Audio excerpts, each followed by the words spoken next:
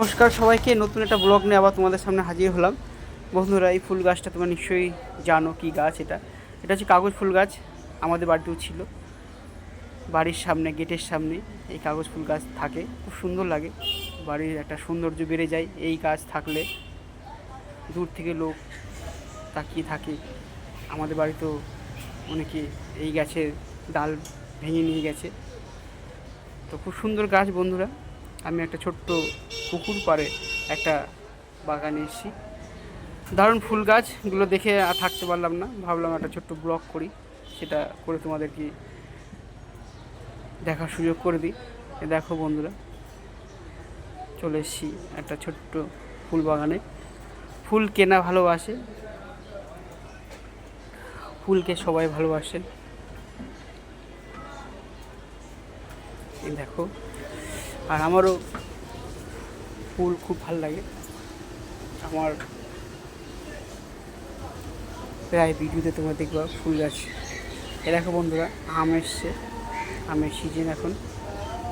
আম গাছে কি সুন্দর আম ধরেছে, আর এই সময় আম মাখা মানে বিরাট ব্যাপার সত্যি।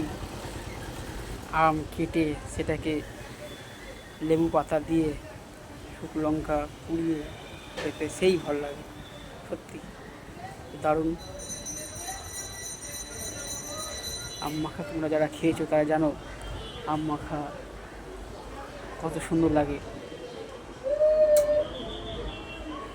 আমের সঙ্গে সর্ষের তেল, কাসন্দ, কাঁচা লঙ্কা মাখিয়ে, ও একটা ভিডিও আছে, মাখবো কী করে, একটা আমের গল্প আছে, মানে ভিডিও আছে, আম মাখবো কী করে, হ্যাঁ না? তোমরা নিশ্চয়ই জানো ভিডিওটা, আম তেল দিয়ে মাখবো কী করে, একটা ছোট্ট ভিডিও আছে। যাই হোক, তোমরা দেখেছো ভিডিওটা অনেকেই।